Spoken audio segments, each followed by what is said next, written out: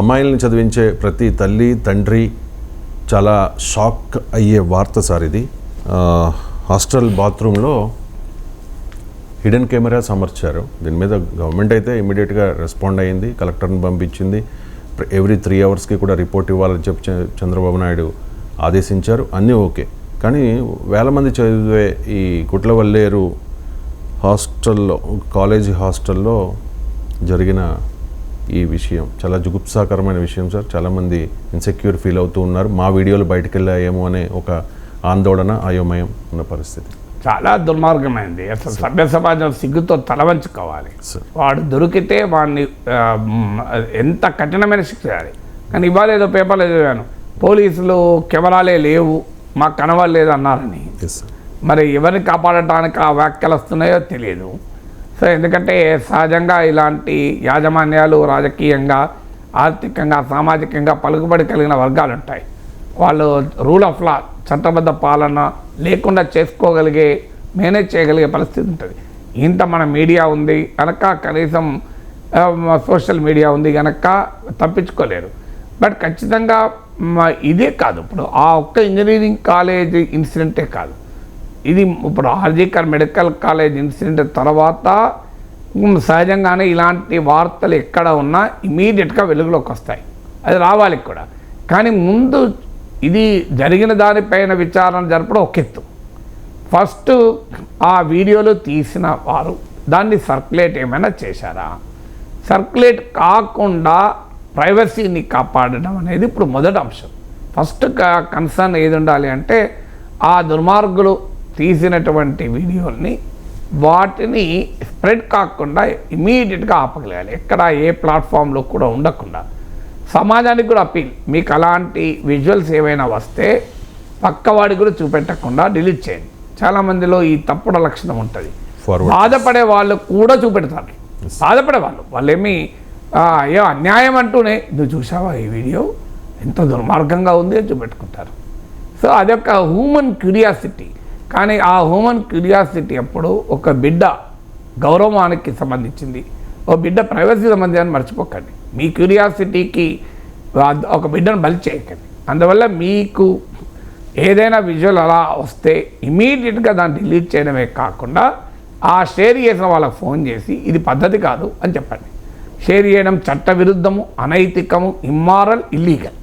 ఇక ఆ దోషుల్ని పట్టుకోవడము, వాళ్ళకి శిక్షించడమే కాకుండా అది ఈవెన్ ప్లాట్ఫామ్స్ కూడా ప్రభుత్వము వాట్సాప్, ట్విట్టర్, ఫేస్బుక్ వీటిలతో సంప్రదించి ఇలాంటి విజువల్స్ ఎట్టి పరిస్థితుల్లో బయటికి రాకుండా చూడాలి. ఇది ఫస్ట్ కన్సర్న్.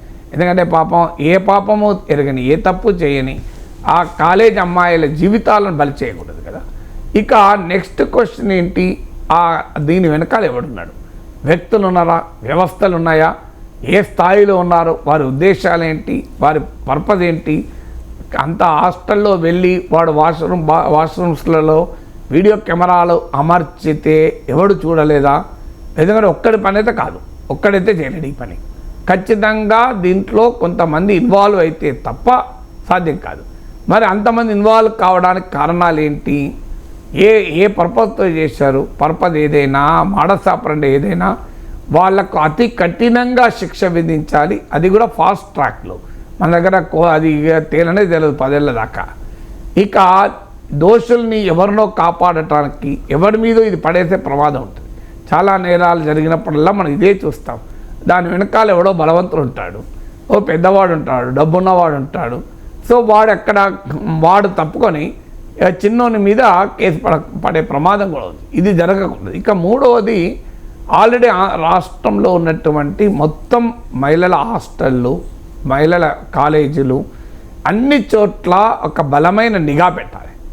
కఠినంగా మేనేజ్మెంట్లకు ఆదేశాలు ఇవ్వాలి. ఇది మీ బాధ్యత. ఇప్పుడు ప్రభుత్వం అంటే ఎక్కడో ప్రతి ఇంజనీరింగ్ కాలేజీ వాష్రూమ్లకు ప్రభుత్వం వెళ్ళి చూడదు కదా. ప్రభుత్వం పని కాదు కదా. మీరు ప్రభుత్వాన్ని తప్పుపట్టలేదు దానికి.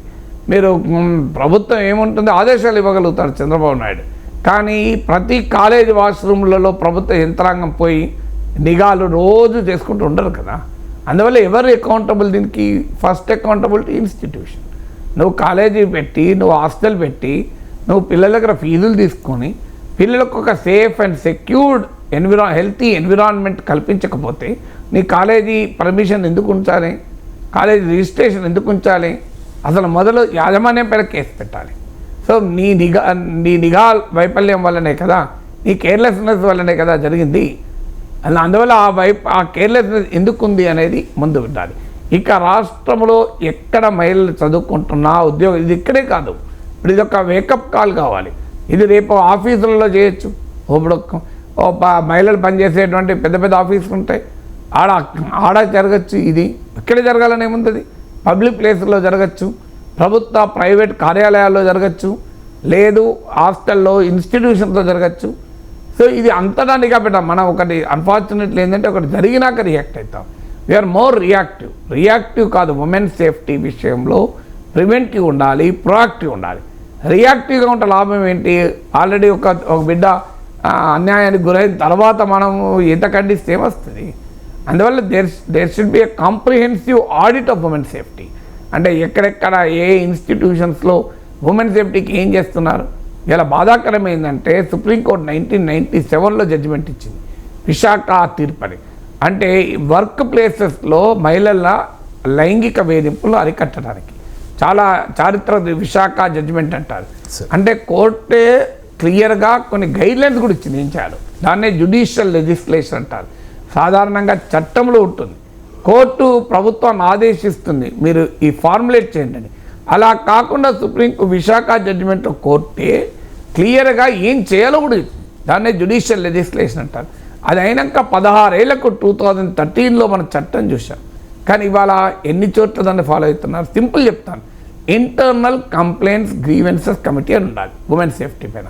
ఇప్పుడు ఇంజనీరింగ్ కాలేజీలో ఉన్నదా చెప్పండి, ఎక్కడన్నా ప్రతి కంపెనీలో, ప్రతి కాలేజీలో, ప్రతి ఇన్స్టిట్యూషన్లో మహిళలు పనిచేసే ప్రతి ఇన్స్టిట్యూషన్లో ఇండిపెండెంట్ ఇంటర్నల్ కంప్లైంట్స్ కమిటీ అని ఉండాలి, లేదా ఇండిపెండెంట్ కమిటీ. ముందు ఇంటర్నల్ కంప్లైంట్స్ కమిటీ ఉండాలి.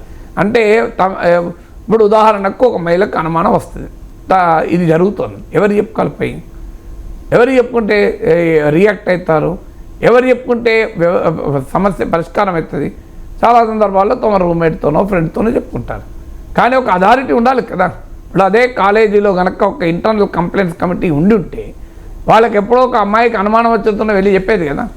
సో ఇది చట్టం చెప్తుంది, సుప్రీంకోర్టు తీర్పు ఎక్కడ అమలు కాదే, దుర్మార్గం ఎక్కడ అమలు కాదు మనకు. సో అందువల్ల ఉమెన్ సేఫ్టీ పైన ఒక కాంప్రిహెన్సివ్ ఆడిట్ జరిపి ప్రివెంటివ్గా ప్రొయాక్టివ్గా తీసుకోవాల్సిన చర్యలు తీసుకోవాలి. ఎందుకంటే మనం ఎంత ఆవేదన వ్యక్తం చేసినా, ఎంత ఆందోళన వ్యక్తం చేసినా, ఎంత అన్యాయం అని మనం గుర్తించుకున్నా, జరిగిన అన్యాయం అయితే మనం మళ్ళీ మార్చలేం కదా. అందువల్ల దీనిపైన రియాక్టివ్ మెంటాలిటీ అనేది వ్యవస్థలకు ఉండకూడదు. దీనిపైన ప్రివెంటివ్ ప్రొయాక్టివ్ యాటిట్యూడ్ అనేది వ్యవస్థలకు ఉండాలి.